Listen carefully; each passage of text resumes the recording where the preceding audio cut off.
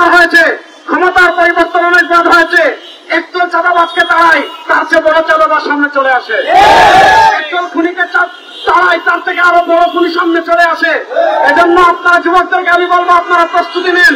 আগামীতে আর কোন চাঁদাবাজকে রাষ্ট্র ক্ষমতায় দেবো না, আর কোন টেন্ডারবাজকে রাষ্ট্র ক্ষমতায় দেবো না। ইনশাআল্লাহ ইসলামকে রাষ্ট্র ক্ষমতায় দেবো।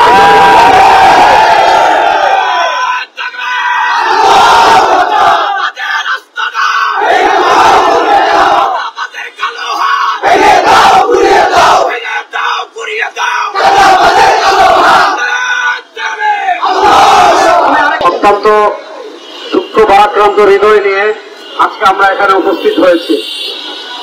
আইয়ামে জাহিলিয়াতের যে সকল ঘটনা আমরা বইতে পড়েছি, বাংলাদেশের নব্য চাঁদাবাজরা আজকে গত পরশু এমন একটা ঘটনা ঘটিয়েছে, যে ঘটনা আইয়ামে জাহিলিয়াত তথা মূর্খতার যুগকেও হার বানায়। বাংলাদেশের 2024-এর জুলাই আগস্টের গণবিপ্লবের পর আমরা একটা দলকে দেখেছি, তারা বাংলাদেশের রাষ্ট্র ক্ষমতায় যাওয়ার জন্য উঠে পড়ে লেগেছেন। বাংলাদেশের রাষ্ট্র ক্ষমতায় গিয়ে আপনারা আমাদেরকে কোন মধু দিবেন, গত 9 মাসে বাংলাদেশের মানুষ সেটা দেখে ফেলেছে।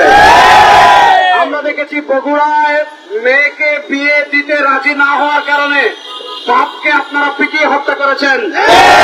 আমরা দেখেছি ভোলায় স্ত্রীকে বেঁধে স্বামীর সামনে ধর্ষণ করেছেন।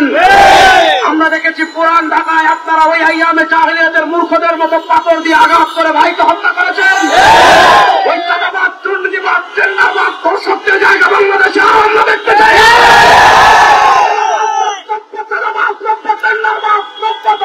কাউকে বাংলাদেশের রাষ্ট্র ক্ষমতায় দেখতে চাই না।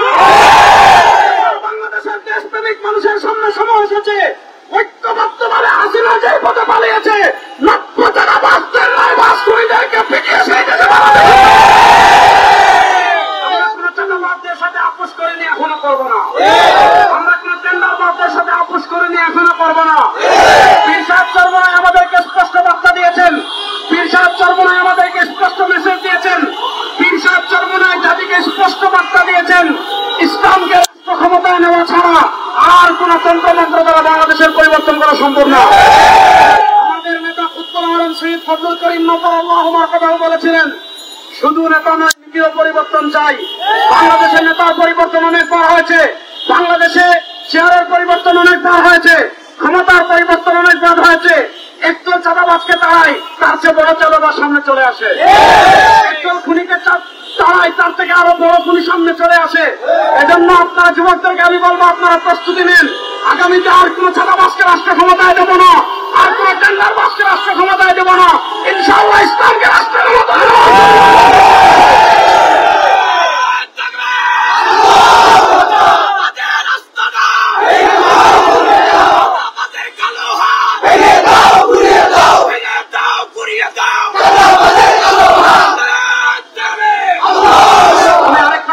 ইসলামী আন্দোলন বাংলাদেশ ঐক্যমত্য কমিশনে পৃথক শরিয়া কোডের প্রস্তাবনা করেছিল।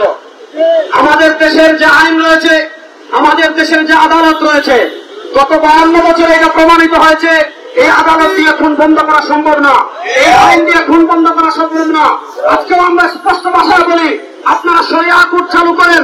কোরআন হত্যাকাণ্ডের যে বিধান দিয়েছে, যে বিচার দিয়েছে, ওই বিচার বাংলাদেশে বাস্তবায়ন করেন। ইনশাআল্লাহ 1 মাসের ভিতর সবকিছু বন্ধ হয়ে যাবে।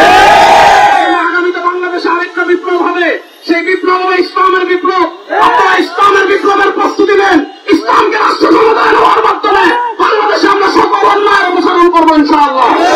আল্লাহ তাআলা ইসলামকে রাষ্ট্র ক্ষমতায় নেওয়ার তৌফিক আমাদের সবাইকে দান করেন।